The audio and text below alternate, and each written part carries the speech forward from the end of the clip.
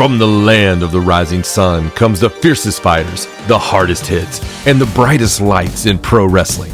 Joshi isn't just wrestling, it's heart, passion, and rebellion packed into every single match. So lace up your boots, crank up the volume, and get ready to dive into the world where idols become icons and legends are born in the ring. This is where passion meets punk and wrestling meets pure chaos. Welcome to the Cult of Joshi with your host, Raja and John. Hello and welcome back to another episode of Cult of Joshi. I'm your host, Raja, and I'm joined by my co-host, John. Hello. And here we are, a week later. Last week, we were wishing you a Merry Christmas. Now we're on the precipice of a new year. Now I just want it all to end. Now we're just ready for it to be over. It's like, oh, we did Christmas. It's time to just get on to the next thing. I'm ready for 2026. Yes, me too. I definitely am. Got a lot of resolutions ready to go that I'm not gonna ever fulfill, you know? I'm ready. I'm ready to make my goals and not achieve them. Well, that's what it's all about, isn't it? It is. New year, same me. Yeah. It's the spirit. I mean, you know, it's just another day. It's just another day. It's just another day. We make a big deal about these things. But you know what? What? We also make a big deal about events. We do. And we get really excited for them. Joshi events. And sometimes, sometimes they pay off. Uh-huh. Sometimes the fan in us, even though we can see that the lights were good. Did you see the lights? Yes, the lights are beautiful. The lights are beautiful. Did you hear the music? The music was pretty. It was amazing. Oh my God, the thumping, it was good stuff. It was real good. Did you see the crowd? Oh, just everywhere. Crowd was amazing. Did you see the quality of the matches? Oh, top notch. Just incredible. My good friend. Just incredible. But still yet, even with all that, and us knowing what we know. Yes. Still yet, you can be terribly disappointed. It's possible. It's possible to get a little overexcited, to set your expectations in one direction, have things that you really, really want to happen that maybe don't end up happening at all. Like any of them. Is that what makes us fans? I guess. It's the emotions, right? It's always the storytelling and just going on this journey and enjoying ourselves the best we can. I've put a lot of thought about this, pal. The reason we're a day late doing this show. The reason that we've been depressed. We took a moment. The reason we've been lost in Cleveland for 24 hours. And putting all that thought out there, it got me thinking, you know, if this was to happen, like if we were to watch a pay-per-view somewhere else, I don't know, WWE, and everything didn't go the way that we had thought about it. Right. We'd be just fine. We would. We'd be fine. Because it's just like, oh, okay. We'd be okay. Whatever. But when we're actually INVESTED. Super so. It makes us a little bit more cringy, crafty, crazy. It does. And I know that it's just the way it is, right? Everything you want to happen is not going to happen. It never is. But 3 matches in a row! But it's just, we're not used to having it happen quite to this scale. 4 matches in a row? 4 matches in a row. It was 4 matches in a row. Oh, man. Yes. And of course, we're talking about Stardom Dream Queendom 2025. Great one show. Of the largest Stardom shows of the year, aside from All-Star Grand Queendom. This is like the year-end hullabaloo. It's the big blow-off for the year, right? You know, I actually heard that it would have been the biggest show ever had they had 2 to a to a little box. Yeah. Yeah, the way that's apparently a thing. The way Sumo Hall is set up, you can't like fit as many people because of the seats, the way that they're constructed. So they had everybody had their own little ring they sit in. Yeah, it's like sumo seating. So they get their own little. Yeah, you can man spread. You get you get your whole little space, and it looks awesome. Like it looks comfy. But you can go 2 to a box, and you have like 10,000 people. Right, yeah. All right. They sold out. They did. They sold out. There were no same day tickets left. A crowd of over 6,500 people. And that's weirdly enough the second biggest of the year because of what All-Star Queendom did. Yes, it is. And also the largest, I think, crowd in that building for Stardom that they've ever done. Yeah. So it was a crazy crowd. Incredible crowd, man. The show was incredible. Incredible. The wrestling was amazing. Amazing. And we will talk about all of the things that happened. And we will get to the results in a very way. Here in a minute. There is one other thing we watched, though, that I wanted to touch on before we talked about Dream Queendom. Please touch it. Because we did watch Marigold's one-day Twin Star Tag Team Tournament. No, don't touch it. For the Twin Star Cup. No, don't touch it no more. If this wasn't the most pull names out of a hat thrown together tag team You're tournament touching it. I told you not to touch it. I've ever seen in my life. No. Okay, it was crazy. This was so crazy. It was hilarious. It was You fun. guys watch this? Did you guys watch this? Did you watch the one day Marigold Did you tag guys team watch tournament? this? Because I want you to stop what you're doing right now if you watch this, and I want you to comment to me about what you thought. Yeah.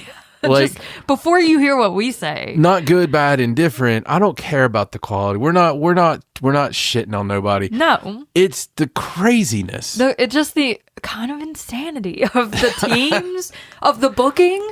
What happened on this? It feels like a fever dream. Let's cover it. Okay, because we started off with, in the first round, Yuka Yamazaki and Nagisa Tachibana versus Naoi Ishikawa and Hummingbird. So, of course, Naoi Ishikawa and Hummingbird won this match, even though we were kind of cheering for the other team to win. That's a cool team. I was kind of upset about the injury. Yes, Minami Yuki has been taken out of competition because she tore her ACL. And that sucked because the team of her and Nagisa had been doing so well together. I love them as a team. But here Nagisa's teaming with Yuka in this match, and they were a cool team. Mm-hmm. They had a few little moves worked out between them and everything. Yeah. But now Ishikawa and Hummingbird overcame. Uh-huh. In the second match, Still wasn't weird. It was fine so far. The team of Shino and Sarayamaoka, a couple of super rookies there, took on Megaton and Miku Aono. Tell me the thinking behind this team, please. So Mikutan, as we will lovingly call them, a strange team to have the world champion in there with Megaton. A little. I mean, it's because you would think that you could maybe have done something fun for the crowd and put Megaton with Gigaton again. Yeah. Since everything else was crazy. Yeah. You know, even have now worked twice or something, or had Miku Ano with Hummingbird. That would have been very believable. Wouldn't that have been like cool? More believable at least. Yeah. So this having Megaton on that team allowed Shino and Sarayamaoka It did. to pick up the win. Mm-hmm. So the rookies got a first round win in this match. Following that, the next two matches. So Rei Sato and Nagisa Nozaki took on Komomo Minami and Mayu Iwatani. This match went to the 10-minute time limit, which effectively they just completely eliminated both teams from the rest of the tournament. And we were watching this with somebody who had never watched. Number one, doesn't watch women's wrestling, but number two, we were just trying to get them into does not watch Joshi. Yeah, was trying to get them into Joshi. Watching this, I thought it was going to be easier because, there's English commentary. As we explained, the biggest star in wrestling, Mayu Iwatani's in this match in 10 minutes. Yes. And then 10 minutes go by and it's a draw. So we lost Mayu Iwatani out of the tournament. We lost some Darkness Revolution out of the tournament. That's okay. We still got Yuzuki. It's like, okay, that's fine because it kind of makes sense because there's one extra team, the champions, who have a bye. So by eliminating these teams, then we'll have an even second round, right? Yeah. So we get to the last first round match, which is Victoria Yuzuki and Kazuna Tanaka. That makes sense. They've teamed before. They've got a tag team name. Mm-hmm. They're good to go. Versus Shioko Kushino and Utami Hayashishita. So a pretty cool team. It's there. It's happening. Yeah. So I totally expect Victoria and Kazuna maybe to win this match. Yeah. And maybe it's like a little thing, or maybe Shioko pins Victoria and it's like, oh, she has that match coming up with her soon, and that's why that happened. That's not what happened. No, that's not what happened. This match went the full 10 minutes and hit a time limit draw. You don't say eliminating both teams from the rest of the tournament. You don't say. You mean we had a back-to-back draw that eliminated us from having any further Utami, Yuzuki, Mayu Yatani. I mean, really? Really. All of them. And Miku Ano is out of the tournament because she lost her match thanks to Megaton. So you just wiped the entire top of the card, essentially. It's a one-day tournament, pal. Out of the tournament. So we go into the second round, and because of the 2 eliminations, Shino and Sariyama-Oka have a bye straight to the final. How long has Shino been wrestling? Since earlier in the year. Yeah, like 6-7 months. But at least 5 matches now. So we get to the second round, and we have Nao Ishikawa and Hummingbird versus Misa Matsui and Chiaki, who had the bye in the first round because they're the champions. And of course, the champions win this match. And then before the final happens, we have a little singles match. Chika Goto versus Arina Yamanaka. This happened because both of their Mai Sakurai and Minami Yuki were hurt and sick on Mai Sakurai's end, and so they weren't here. So we just have a fun little singles exhibition. I think Mai Sakurai knew what was going to happen. Between them, Chika Goto wins. Then we head into the main event, which is the final of the Twin Star Cup. Shino and Sariyama-Oka versus Misa Matsui and Chiaki, the champions. Wait a second. Wait, this feels familiar for some reason. I don't know why. Wait, you're saying the established champions wearing black went against the rookie team in the finals of the tag tournament. Yes, that's what happened. And you know who won? No. The rookies. They beat the tag team champions. That would be shocking. That's insane, right? It would be, yeah. Crazy stuff. So Shino... Seems like I don't know. It seems so familiar. It says, it scratches an itch, right? It does. So Shino and Sariyama-Oka have won the one-day Twin Star Tag Team Tournament. They have the cup and everything to prove it. And it was an experience. And once we got to that second draw in a row, I was just like, wow. Okay. I know this is what we're doing. I know I mentioned that the last Halloween Elseworld show that we had from Stardom. Yes. The terrible, match. Yes. And they right. I think about that sometimes. Just with the bucket. It's so funny. And it's rare for me to think about that. Yeah. Because I think about how we had to console one another and force each other to get back into it afterwards. It was a ride. Oh, man. The Ruaka mystery.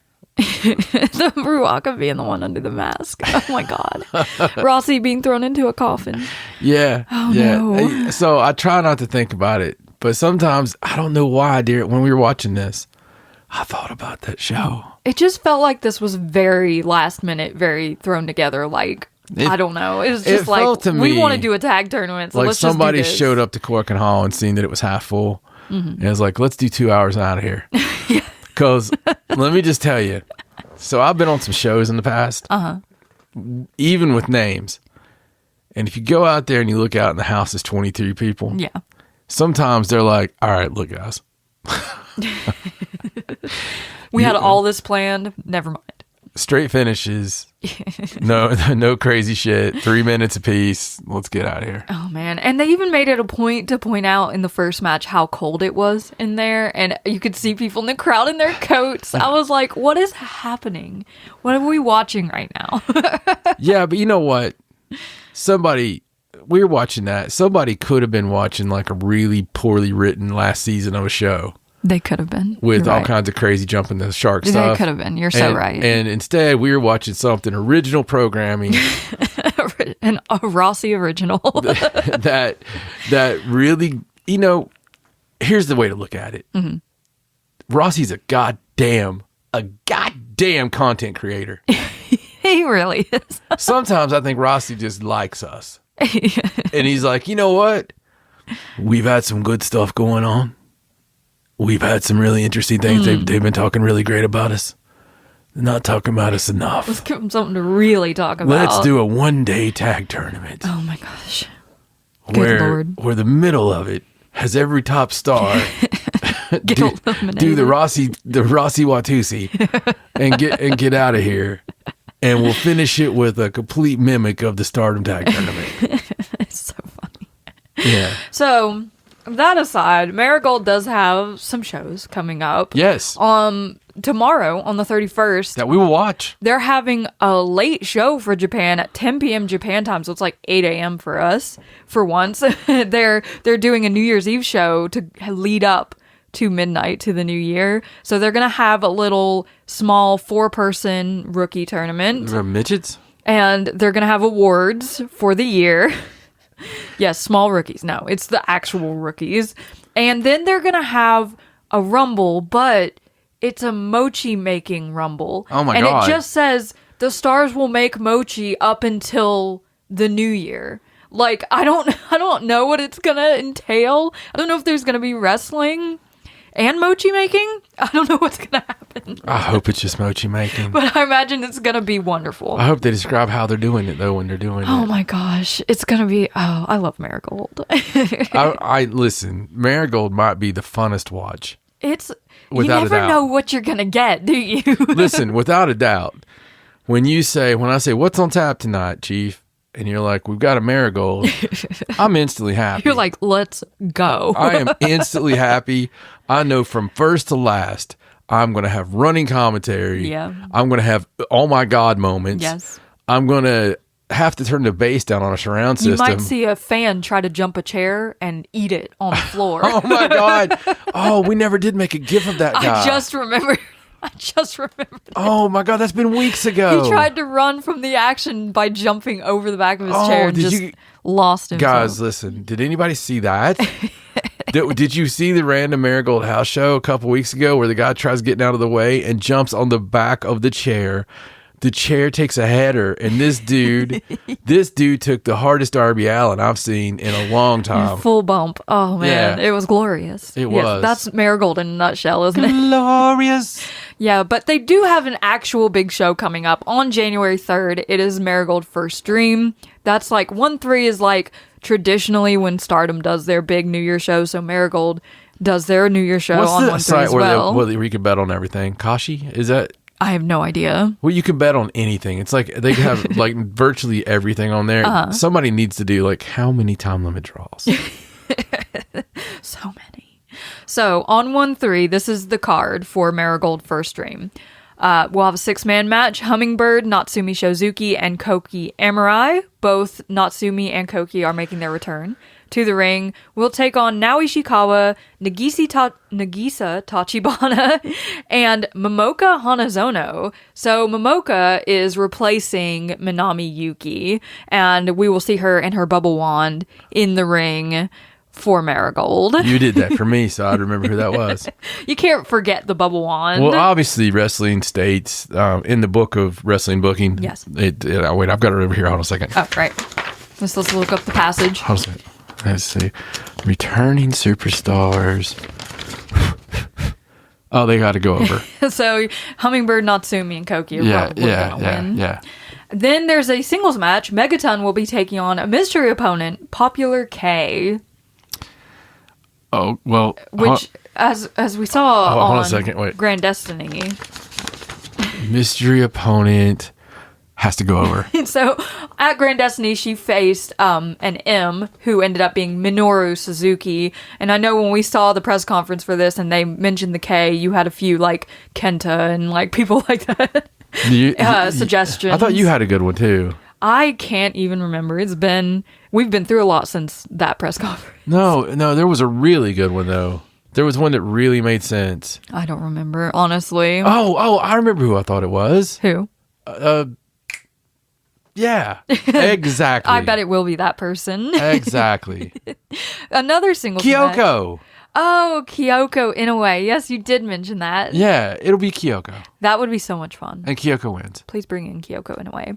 In the next singles match, Utami Hayashishita will be taking on Chika Goto, and this has turned into like a battle Of the butts. Of the butts. Yeah. Yeah, so at the press conference, Utami's talking about how Chika put on weight and bulked up, but she's not gained any power and she's actually lost stamina. And she's like, you brag about your butt all the time, but I bet it's not actually that big. So they measured, and Utami's is actually like 4 centimeters bigger. I think Utami cheated.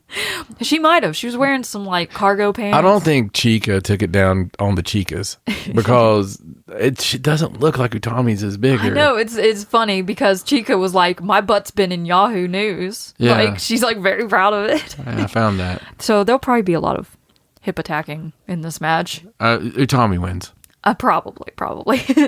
For the Twin Star Tag Team titles, Chiaki and Misa Matsui will defend against Rhea Sato and Nagisa Nozaki. So a little Darkness Revolution versus Darkness Revolution match. I think Darkness Revolution wins. Oh, you think? Mm-hmm. For the United National title, Victoria Yuzuki will be defending against Shioko Koshino. Yuzuki wins. Yuzuki will retain, I believe. For the GHC Women's Championship, Takumi Iroha defends against Mayu Iwatani. This is the match that brought it to house. We all win. we all win. I think this one's interesting. I think this one's super interesting. How this one goes is really crazy. Yeah. But, I think Mayu Iwatani wins this. You think she's going to be the GHC Women's Champion? I do. And for the Marigold World title, Miku Aono defends against Mai Sakurai. I would honestly love... Miku Aono's not had it long enough. No.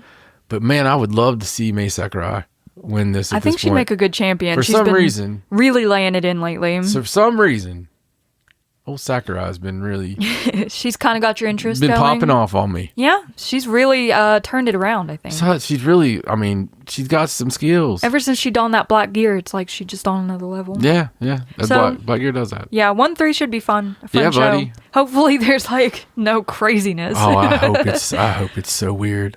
It very well could be. I hope it's just so weird. A bunch of flash pins. Like an hour and 10-minute show. At least one time limit draw. Yeah. It'll be Mayu Iwatani. It's Mayu Iwatani. The one match, right? Yeah, the big match, the biggest match on the card on paper. Yeah. Oh, man. So that's Marigold for you. That's everything that we saw for Marigold this week. And again, guys, listen, before anybody gets upset because you're Marigold faithful or you work for the company, we absolutely love Marigold. Oh, and yeah. We encourage everyone to watch this. For the love of God, you have to watch this. And if you want to watch something, honestly, that always looks amazing, it sounds amazing, even their single shot cams. Yeah, the quality's impeccable. Yeah, it's amazing. Listen, if we didn't love it, we wouldn't watch it. But we watch every show we can get our little hands on. That's true. Because it's just that entertaining. And that's what we're in it for. Entertainment. Yes. And good wrestling. And we love the girls. Like, the wrestlers themselves are why we continue to turn in. Because we are very invested in them and their careers. Yes, absolutely. But that brings us right along to Stardom, who had their Dream Queendom 2025 on December 29th, like they do every year. And we were ready. We were excited. We got up at 2 a.m, ready to go. We took long naps. Yeah, you got to take the long winter's nap. We rearranged schedules. Yes.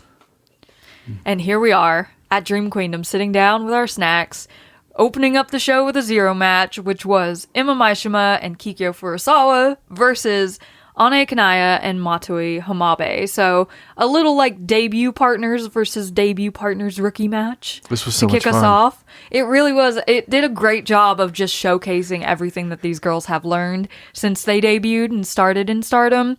Of course, both Ane and Matsui had long absences this year, so it's really cool to just see them get back in there and be on this pay-per-view with the other girls. Dude, I'll tell you, I don't know how you feel, but Ane has really leapfrogged. She has. Like, damn, she's good. She is. She's so much fun to watch, too. Her energy is just infectious. She's really good. I agree. Like, this time off really helped her. No, I mean, she was never bad, but she didn't, like, stand out in my brain. Yeah, and she had very few appearances before her injury, but it seems like ever since she's just been really determined to get back in the ring and has been working really hard at shows. But it was Emma Maishima and Kikyo Furusawa who won this match. Emma submitted Ane Kanaya with a Boston Crab to win. You know that Boston Crab, you can't be putting that on rookies. No, man. They're going to tap. They'll kill you.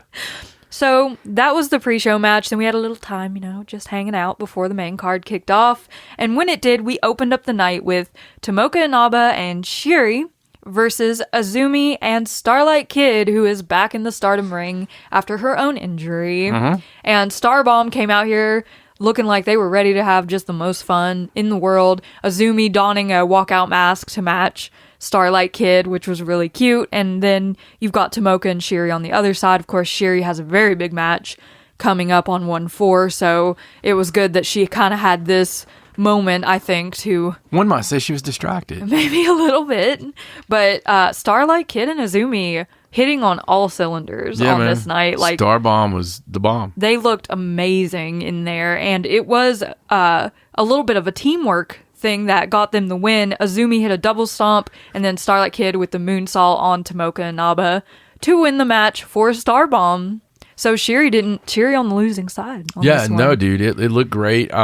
Obviously, I kind of wanted Azumi to pull the win because I thought, man, what a cool match Azumi would be with, going back after. Yeah, with the IWGP. Yeah. That would be so much fun. But, I mean, I would be happy with either one of these girls going for anything. So yeah, me too. So following that opening match, we had the customary Stardom pay-per-view sort of preview of events to come.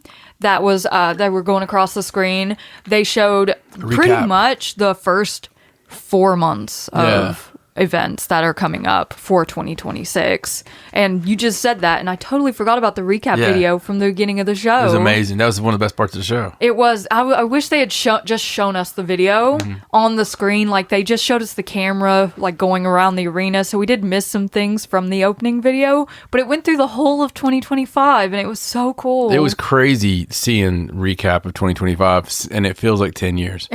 Yeah, it's like, oh, that happened this year. I mean, just seeing, Tam and Saya, it's like, how the hell was that the same year? No, it feels like such a long time ago. I think it was such a legendary thing that it just feels like it was from 83. Yeah, I guess. Yeah, it was just that big in your mind that it's like, that couldn't have possibly happened recently. That's like Hulk slamming Andre. Right. You could see that at the first of like some ultra wrestling show. Like Hulk slams Andre, Hogan joins the NWO, and Saya Kamatani retires Tam Nakano. Two girls point at stars. Yes, that's exactly what happened, and everyone understands the emotions attached to that. But as far as 2026 goes, we will kick off the year, of course, with New Year's Stars in Corkin Hall on the 3rd of January. Then on the 24th and 25th of January will be the 15th anniversary celebration. On February 7th, Supreme Fight in Osaka. Then in March, we have the Cinderella tournament. And in April, Stardom announced that they are returning to America with Stardom American Dream 2026 in Vegas, presumably on WrestleMania weekend. And on 4/26, All-Star Grand Queendom will return to Yokohama. Okay. So I'm going to put you on the spot. Okay. Early. That's the spot. End of the show, you're already expecting it. Yeah. You ain't expecting it here. No. I know you. You're not expecting it. I'm not expecting anything ever. I'm always surprised. Cinderella. Uh-huh. Who wins? Who wins Cinderella this year? Who wins Cinderella this year? Coming up. Cinderella Tournament 2026. The winner is going to be... I'm trying to... Because they've turned it into more of like a younger girl... It is, yeah. ...tournament. Nobody with championships, really, in the Cinderella. So I've got to go, I think, with Miyu Amasaki. Wow. This is my call. I'm just going with that. Big Kev's going to win. Wow. I thought Big Kev was going to win some stuff when we were watching the show. Yeah. It's freaking me out. Yeah, Big Kev got a little bit of a thing there. So I think Saida wins. That would be great. I know they've been going more young and all, but it ain't like she's old. No. It's more like just like people who aren't holding big titles and stuff like that. I think Saida wins the Cinderella this year. I would love to see Saida in a Cinderella dress. Yeah, I would. If I had my druthers, Rena would win. Yeah. See, I thought Rena at first, but I don't know. Maybe she's headed for a bigger That's what I'm tournament thinking, win. right? I'm thinking the same thing. Later in the year. I'm thinking, because I fussed about it on the last episode, and then, like, it happened. Yeah, we're about to talk about that. Yeah, let's talk about it. But first, I do need to mention that they played that mysterious glitchy video again at Dream Queendom at this point. Oh, Dakota Kai? They flashed it on the screen. Nothing else happened with it for the rest of the night. Yeah, okay. After that, we had the Stardom Rumble. I'm just trying to think of other people it could be. I'm trying to think of anybody hurt or anything that it could literally be anyone and like people we aren't even thinking about. Did you say Vert Vixen on the air? I did. Okay, so that's already been covered on the air. That wasn't you just sitting upside me on the damn couch. I'm pretty sure I said it on our last episode that the video game controller reminded me of Vert Vixen because of the video game connection. It would also be funny if it was like a really obese and intoxicated Tam. She's just been on the couch. Just been on the couch the whole time. Playing video games? Yeah, know what you've been doing. You know. That would be funny. That would really be terrible. Don't do that. No, don't, please. So, the Stardom Rumble was next, and we had so many people in this Rumble. And it's my favorite part of the show. It was so much fun. I have like a little list of fun things that happened. Stardom Rumble trumps New Japan Rondo or whatever the hell it is. The Rambo? The Rambo. Like, so much. Yes, I agree. So, the Stardom Rumble featured Miyu Amasaki, Rion, Akira Kuragane, Azusa Inaba, Lady C, Yuna Mizumori, Kyoko Kotatsu, Momo Kogo, Koguma, Ronnie Yagami, Ami Sori, Olympia, Hina, Mei Sara, Fukian Death, Yuria Hime, V. Priestley, Waka Tsukiyama, Saki Kashima, Rina, and Yuzuki Aikawa. You want to talk about that? Okay, so we're in this Rumble, right? And they get the first 4 people out there. We're good to go with the first 4. And then people start entering at intervals. And we're having a great time, okay? So we got Rana coming in right after Koguma. Koguma, of course, wants Rana to be a bear. And as she's starting to do it, what do we hear? But from the side of the ring, Rana! It was like they were playing the hits. Oh, it was. So Sherry's out there. She's like, no, you're not a bear. You can't do that. And then she gets attacked and her eyes get covered. And Rana does the bear. She does it willingly. Yeah, she did. And she smiled. Yeah, she did full bear. If Sherry's listening, no, she didn't. There was no bear. She went full bear. She went full bear. It was a delightful moment. We saw Yuna, Mizumori, and Mei Sara in there doing a little teamwork, their little drop kick spot back and forth, and then Fuki and Death coming in and pinning them both together at the same time. Then Saki Kashima pretended to like love on Lady C, who she hates, and when Lady C went in for the hug, she got rolled up into the Kishikaise. So we got a little Kishikaise action in the Rumble. We got to see Hina and Rina work together. Love it. In the Rumble, just a little bit, but a little bit is all we need. Every time it happens. Every time the twins work together, it's so much fun. They did it against Miyu Amasaki, and it was really Hina, Rina, and Miyu Amasaki who were the final 3 in the Rumble for the win, which was really cool to see these young up-and-comers going at it like this. And then it came down to Rina and Miyu Amasaki, and Rina pinned Miyu Amasaki with the Pink Devil for the win. So Rina has won the Stardom Rumble. She deserves it. Yeah, man. Yeah. I mean, you called it. I did call this. I did. Because it just seems right. Because Rina, knowing Rina, she does not like everybody else being successful in that team and her not being, especially with the mid-year she had. Yeah. And then she went. Absolutely. She's nowhere. Yeah, she hasn't had anything really to do since the 5-star. I mean, she is an Artist of Stardom champion. She has had a few matches there, but it's different, right, than being like in the singles picture. Yeah, I mean, if it had been featured, that'd be different. Yeah. But not really been featured. Yeah. And I think this was like a big deal for her to come out there on the biggest show of the year and have a huge ass win. Yes, and we will see her again later, but the biggest surprise of the Stardom Rumble, after everyone's out there, the final entrant, whose music we weren't allowed to hear here on the pay-per-view, was Yuzuki Aikawa, who is a Stardom original, the person who won the very first inaugural 5-star Grand Prix, former Wonder of Stardom champion, the Graveler idol herself. Yes. Yuzuki Aikawa. And who did she pinpoint in this match to really take it out on? Baby her. Yuria Hime. Yes. Who gave it back. She got the devil's kiss on Yuzuki, which was like, really who cool. the hell's this old lady beating the hell out of me? She looked great. Yuzuki Aikawa. Yeah. She looks like she hasn't stopped doing it. She She just looked great in there. She looked like she's 22. It was awesome, and neither of them won, but after the Rumble was over, Yuzuki did call Yuria out, and they're gonna have a match in January between them to see, like, a little passing of the torch, or, like, who really is the best in the best model. our little area of expertise here. They both love the Graver and the beautiful side of things. They're gonna make Moki. They might make mochi. You never know. Yeah. But I'm looking forward to that match. I think it's really cool. Yeah. The fans were surprised. It was a moment which we look out for on these big shows, right? So that was a lot of fun. The Rumble was so enjoyable. It was just this long period of getting to see all of our favorites do all of our favorite things that they do. But the enjoyability only went up with the next match. It did. It absolutely did. Because the next match was an 8-man match.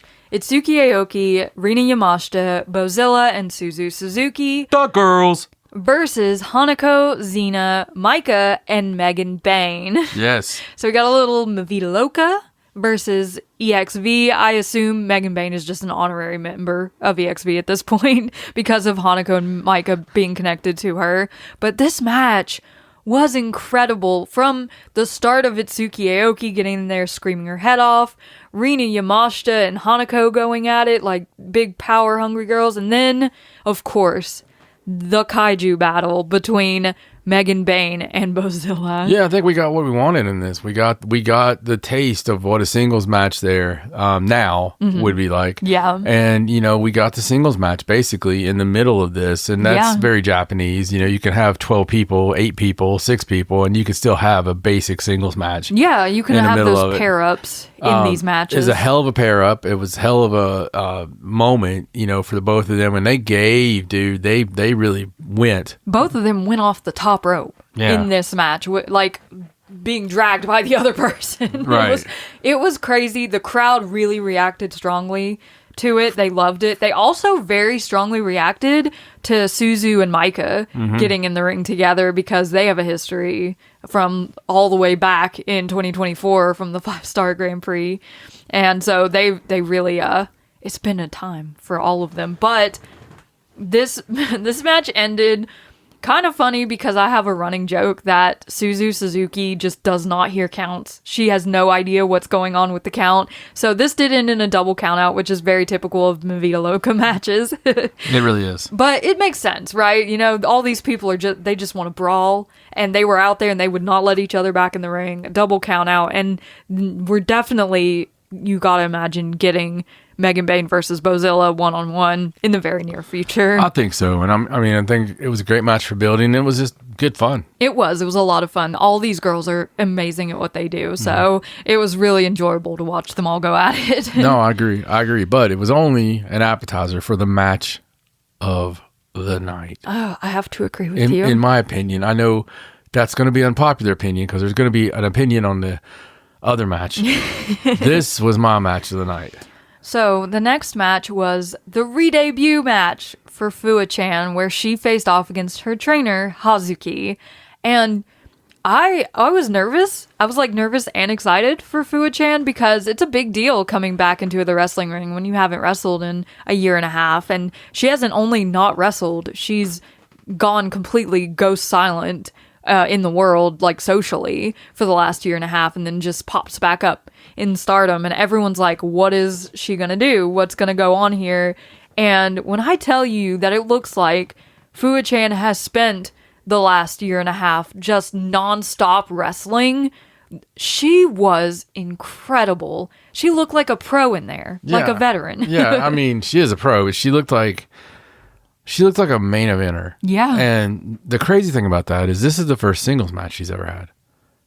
And didn't they say that? Yeah, That this is because her last 2 matches, the only other 2 matches she had were tag matches with Hazuki. This is insane. It is insane. You have no business in your 3rd match and your first singles match to ever look this good. Now, Hazuki is the professional's professional. Yeah. And, of course, she's going to make a broom look good. Yes. But there's more than that than in this one, just because of some of the little things. It's the it factor. It's the thing they talk about so much and probably wear out, honestly.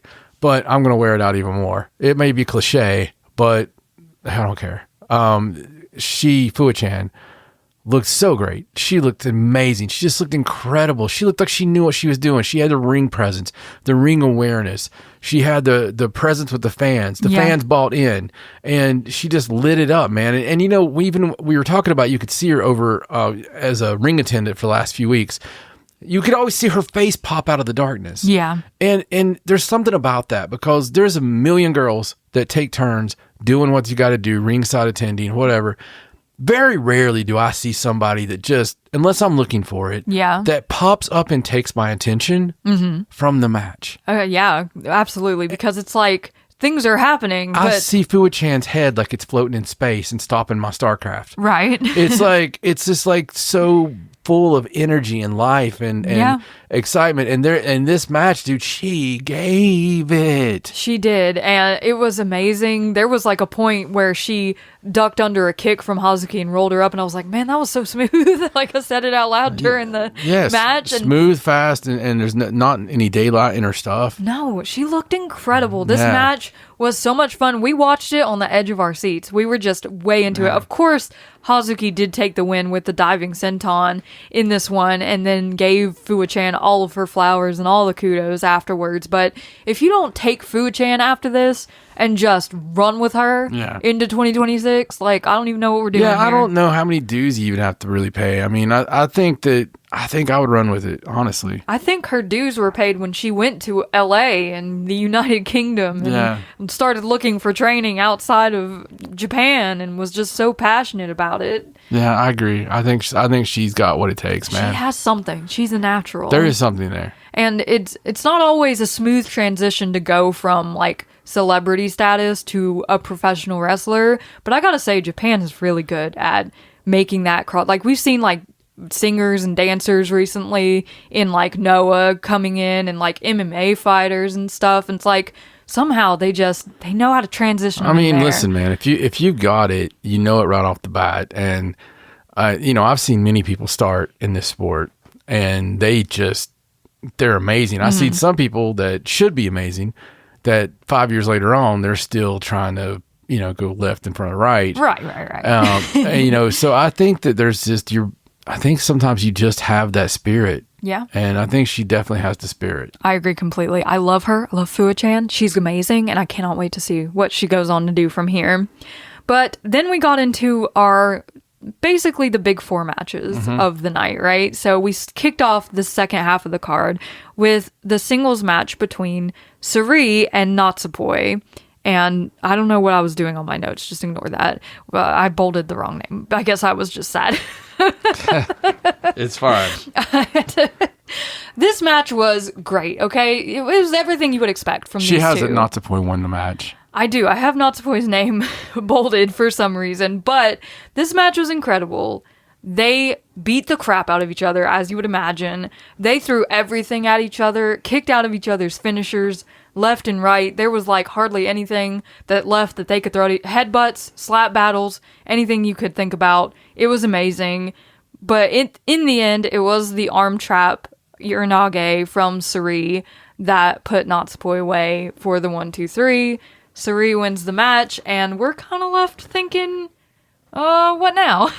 Yeah, I mean, I just don't know where it's going, and maybe it's going somewhere very obvious, but, no spoilers, but I would think if Suri was going to go over on this, then she comes out and challenges the champ. I know they've had their talking online and stuff, but it's wrestling. You can make anything happen if you want to make it happen. Yeah. And, because this is the Poi redemption arc.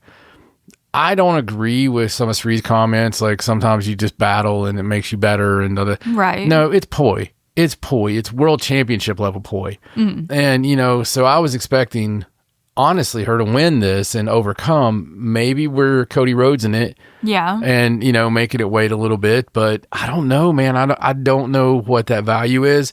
I don't know what they're waiting on to point to pull that trigger. Yeah. But I'm going to leave the court open. I think that there's still a chance. Yeah. Sari did make it a point of talking about how you need an angry Natsupoi to eventually go and grab that red belt, and by beating her, she can only make her better.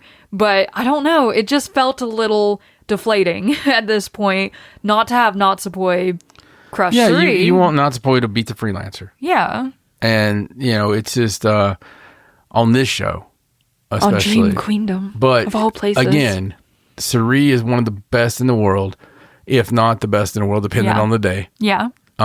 So it doesn't hurt, really, but it's just weird. It is weird, I agree. It did feel like we were booting up here for a Natsupoi win and a big return sort of arc back to the red belt for Natsupoi. But what we didn't know, we were setting up for 4 matches in a row that we didn't pick. No, we did not. The next match was the start of the championship matches for the Goddess of Stardom tag team titles, Aya Sakura and Sayaka Kurara versus Ruaka and Natsuko Tora. So this one is a little more believable in the way that it turned out just because of who's in the match, right? So Aya Sakura and Sayaka Kurara was like a big leap to win the tag league and to get this far. Especially after Walker gives the update on some of the comments from the last few days from Aya Sakura. From Aya Sakura, which was basically, I don't even like this girl. We're nothing alike.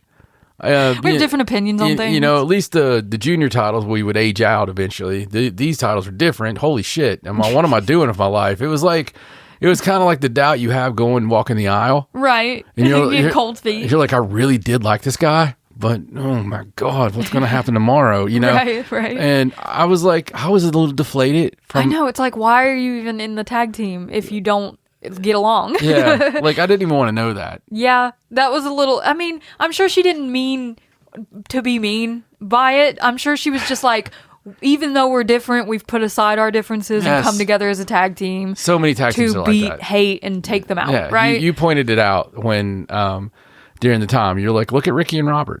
Yeah, it's like they're not alike. It's like, that's what tag teams are supposed to be like. They're supposed to be different. You can't have two exact copies of each other on the same tag team. It doesn't work. It's rare, but because it works, seems like to work better. Yeah, you gotta fill each other's weaknesses. Look at Bret Hart and Jim Neidhart. Yeah, they're completely opposite. Yeah, so it works. They work as a tag team, and we were really rooting for them in this match, right? Like, we were like, they would be cool if they were double champions, New Blood and Goddess. But Ruaka and Natsuko Tora have had a heck of a tag team run, and they've really learned how to put it together as a tag team. This match played out with Sayaka Kurara accidentally spearing Aya Sakura right near the end, but Aya did kick out of Ruaka's freezer bomb, which Ruaka was perplexed about.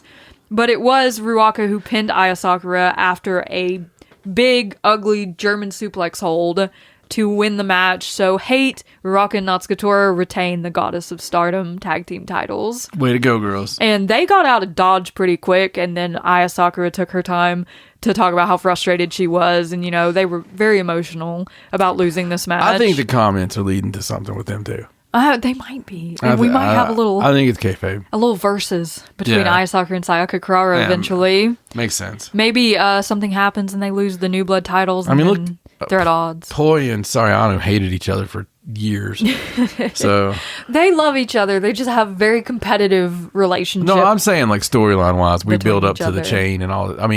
Yeah, it's because they want to overcome each other. Yeah. Sariano always like, you went to Stardom and you did all this and you were always above me in social media followers, and they just want to be better than each other, which makes them better, right? It does. It could do the same for Aya and Sayaka. It's a very Cosmic Angels thing to fight each other. So I would like you to leave the room now. No, listen.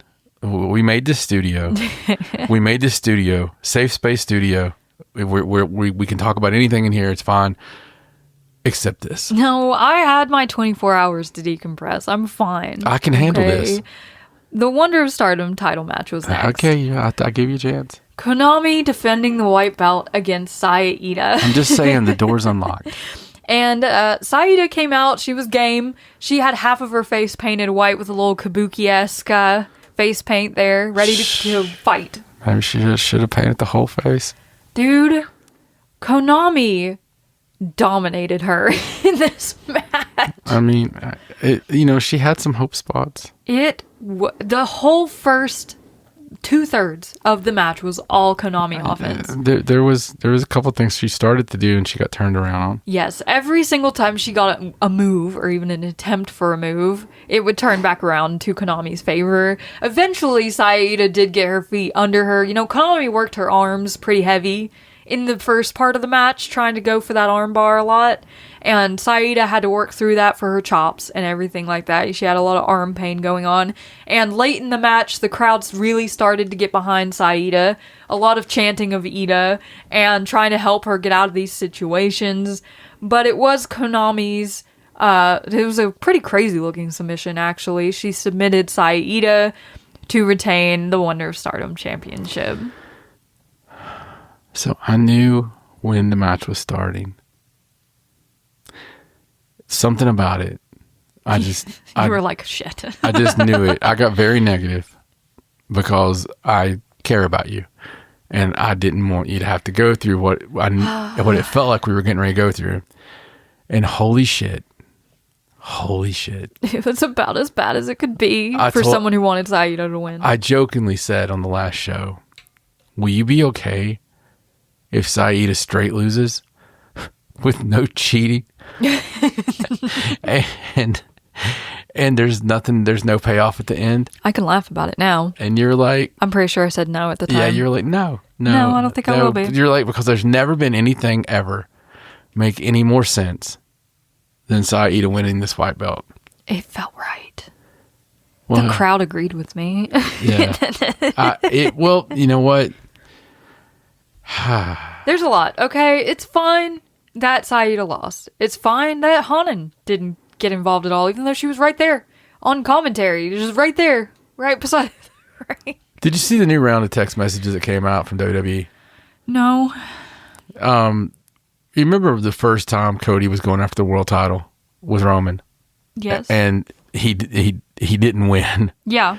And it was so freaking weird, right? Yeah. They went a whole nother year. Well, these text messages that came out, apparently they proved the fact that the idea was Cody was going to win. Originally, and Roman and McMahon himself changed it because Roman and Paul Heyman came to Vince and said it would be better if he wanted next year, the year, a whole year later, the year after. But listen. The reason I say that is because as much as that sucked, they were right.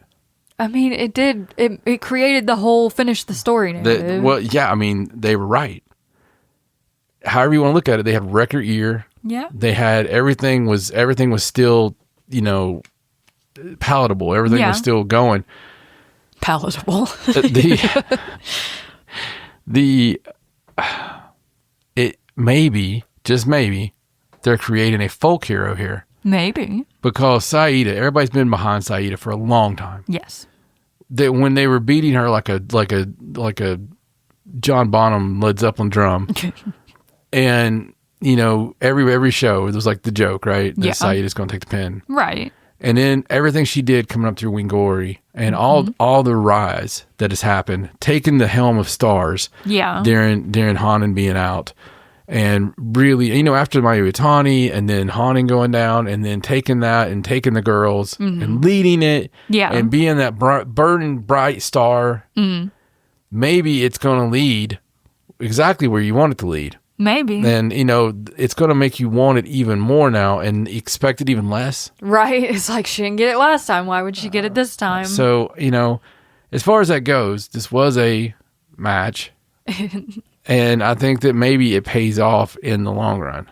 It very well could. See, and that's me being positive. I tend to trust Stardom when it comes to story. And I know how popular Hate is. I am well aware of how much people love them. And I love them. They're the strongest faction in Joshi as a whole. So it makes total sense in the world for Konami to hold on to that white belt, especially given what happened afterward which was her next challenger coming forward, who wasn't Hanan. It was Rina, who won the Stardom Rumble earlier in the night, and Rina wants a shot for the white belt, which of course Konami was happy to grant. Yeah, and it's also Konami's first freaking defense. Yeah. I mean, that's one thing of all these title matches, and well, except for the last one. But, you had first defenses. Yeah. Or second defense and Yeah. stuff, So it's early to lose a belt. It is. We've seen it happen before, but it's not very common in Stardom to lose a belt so quickly after you win it.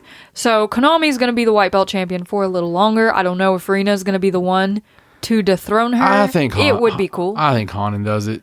I think Hanan has always been the right call in my mind, but she's been out for so long that I just thought maybe you could do repeat Cinderella. Yeah, I thought maybe we were gonna have a little Saida moment, but I'm proud of Saida for the performance that she put on. She really played the underdog well, because she is the perennial underdog. I think she has that down pat. Yeah, so I just don't want her to be typecast. No, but she did amazing. Konami was she's a great mean heel that's hard. She didn't cheat, to her credit.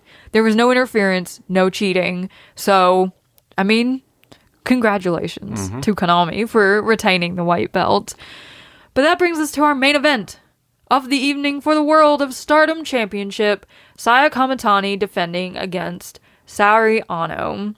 And this has been a fun little lead up to this match, with all the brawling at press conferences and the popping up in Saori Anou's car and all that fun stuff. Amazing match. It was a spectacular match. Both of them came out looking incredible in their new gear. They were ready to go. It was all the pomp and circumstance. Proper Stardom main event. I agree completely. Great title match. I mean, Saya Kamatani going through all of the trouble of bringing her chain that she once hung Tam Nakano from the rafters with. She pulled Saori Anou through the stands and was like beating her up in people's little square seats and like trying to hang her and pushing her downstairs and all that. She did, however, get a taste of her own medicine once they got back to the ring. Saori Anou hung her from the chain from the corner. Yeah. There was a great slap battle in the middle of this match where they're just smacking each other across the face back and forth, and then Saori Anou puts her hands behind her back and just lets Saya Kamatani hit her. It was such a cool moment. And there was some incredible kicks too. I mean, the one that busted Saya's mouth. I'm pretty sure it was that kick. Yeah, the nose. She did have a bloody nose, Saya Kamatani, late in the match. There was a very, very near miss win for Saori Anou with a pottering at the end of this match, where I love how she did it because she had the pottering on, but that one foot was just stumbling and couldn't find Saya's leg, and that allowed Saya Kamatani to kick out. And she did hit Saori Anou with her spinning variation of the Star Crusher for the win to retain the World of Stardom Championship. It was a great match. It was. A great finish to Dream Queendom. And I actually expected that win. Well, yeah, we expected Saya Kamatani to win this match. We weren't disappointed by the finish here. It was such a good match, and they did it so well. They told such a nice story throughout the whole thing, and it was a great main event. Saya Kamatani really knows how to put on an incredible match. And then in the world of merchandise sales. In the world of how can we get as much out of this as possible. No, I'm just kidding. Starlight Kid. Starlight Kid. Our next challenge for the red belt is Starlight Kid, who just returned tonight and just recently lost the Wonder of Stardom Championship, but she was the Wonder of Stardom champion for quite a long time. So now she's ready to get past all the frustration she's had against Saya Kamatani and to get back all of the losses that she suffered and get the red belt off of Saya Kamatani herself. So Starlight Kid's next up, and she's determined. No, listen. It's a hell of a match. It is. It's a big boy match for Stardom fans because it's two of the most popular fan favorite people in Stardom. I mean, honestly, that's household names. Yeah, so like you're either Saya Kamatani or Starlight Kid. Like it's insane. I'm perfectly happy with the fact of seeing Starlight Kid in the main event. Yeah, that's different. It's where she belongs. I mean, for the red belt main event, it's weird. It is. I like it's very strange. It's like not what I expected. Yeah, it's not what happen. I expected either, but I kind of like it. Yeah, I love being surprised, right? It's like we didn't know who was going to come out, but Starlight Kid definitely wasn't on my bingo card. So that was the end of Dream Queendom 2025. It was an excellent show. The wrestling was off the charts as always. The girls all put in their very best. Some of the things didn't go the way that we expected or wanted them to, but that's just wrestling, baby. It's the way the cookie crumbles. And we do have big shows coming up for Stardom. They're actually doing a double header on 1-3, which is pretty crazy, right? It is. So we'll have a noon show and a night show out on 1-3. We don't have any matches yet for those. I'm kind of hoping they just do mystery We matches. don't need matches. Let's just do it like New Year's Dash style and like not know what's going to happen until we get there. The New Year's Dash old style would be great. Yeah, the old style, yes. And then, of course, on 1-4, we have Shiri versus Saya Kamatani. Holy crap. Yeah. That's happening in a couple days. Sold out Wrestle Kingdom. I'm excited for Wrestle Kingdom. I am too. I think it's going to be a lot of fun. I was excited for World's End. The Continental Classic ending was crazy and amazing. Awesome. But speaking of crazy and amazing, since it is our last show of the year, we need to give our crazy, not on anybody ever's bingo cards predictions for the coming year. Things that we think are going to happen that probably won't. That probably won't happen. Just the craziest freaking thing that you can think of happening in 2026. So what's yours? I've given it some thought. I've tried to come up with something just totally off the wall, and I always have my old standards of things that I want to happen. But I think that my prediction for 2026 has to be that by the end of 2026, I think there's going to be an implosion of hate. And I think there's going to be a crazy babyface turn come out of it. And maybe that's not so crazy, but it's such a strong faction. And I think that maybe by the end of the year, it might not even exist at all. Okay. So I have the safe bet for the year. Mm-hmm. And then I have the long shot, crazy Elseworld. I doubt it's going to happen. Okay. So my safe bet is that the girls, the ladies, the women, if you will, are going to announce a mega super show. It's time. And at Tokyo Dome. Yes, it's time. At proper Tokyo Dome. I think they'll announce it for around the same time the original, for the Egg Dome, the Big Egg. Around November. Yeah, around November. It'd be beautiful to have a Big Egg show and invite some of the original Big Egg members. Yeah. Incorporate it with as many feds that'll participate. Yeah. And my crazy off the wall side thing is that we somehow have Marigold versus Stardom. Oh man. That's what gets us into it, is that we have a uncommon, unbelievable, not expecting it, left field invasion from the Marigold out of nowhere in a Cork and Hall show. Right. And led by Utami, who instantly has a zoomy turn. And join her. And join that side to also recreate Queen's Quest. You want Queen's Quest so bad. Listen to me. To rejoin Queen's Quest. This has all been in my head. And at the same time, I was somewhere close to you on this, because I was thinking that in that match, in that ring, at that time when that happened, Saya Kamatani could be there, and they invite her, and instead she beats the shit out of them, and she holds the banner for Stardom, which gets everybody behind her. They're already behind her. Yes. But she holds the flag, and it's a Stardom flag. Right, instead of a hate flag. Instead of a hate flag, going against all these evil mimmies. Oh my gosh. And we lead off, we go all the way to the Dome with old school, real feeling. With Saya Kamatani versus Utami Hayashishita. Yes, with Saya Kamatani versus Utami Hayashishita. And to main event the Dome. I need all of that. Marigold and Queen's Quest versus Stardom and Saya Kamatani. I need it all. I need all of it immediately. I want Marigold versus Stardom. I want Tokyo Dome. That card that you could have, I mean, because you could actually have Mayu Iwatani. Mayu Iwatani versus Starlight Kid. You know, I mean, there's so much. We never got it. The final match. Yeah, you could have that. You could have so much. I know. There's so many possibilities. I mean, you could have the Yuzuki versus, you know. Oh my gosh, Yuzuki. Yeah. I mean, there's this versus Hanan. And of course, you incorporate the Sendai girls and Oh, yeah. all the other girls. But Hanan versus Yuzuki. Yes. Think of that match. Yes. It's all good. Everything's good about it. It's just, if people could get over themselves. Yeah. And just work together. Yeah. Right? We'll just work together, figure out the cuts. Yeah. You know, I'm sure some people would be happy with 20%.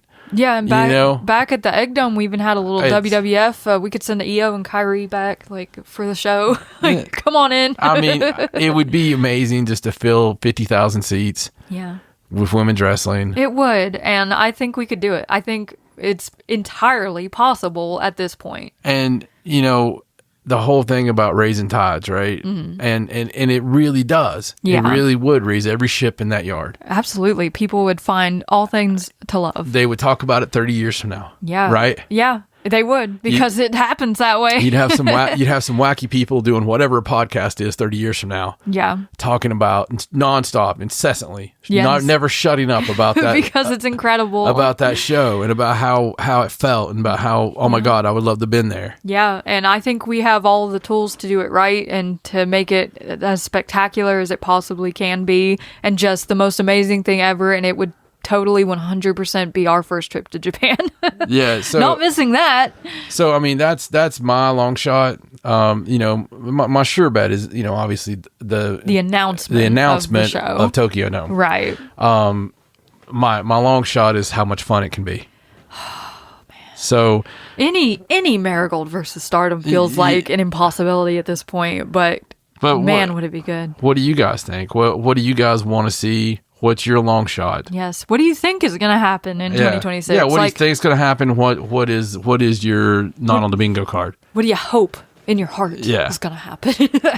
We want to hear it all from you guys, because this has been a crazy year. So many things have changed, and it's only going to get crazier, I imagine, as we go into 2026. So make sure you're following us on all our socials at Cult of Joshi on X, on Instagram, on Facebook. Subscribe to the Cult of Joshi YouTube channel. If you're listening on YouTube, leave us a comment, give this video a like. We really appreciate it. But for now, I'm Raja. He's John. So long from the Cult of Joshi. Bye!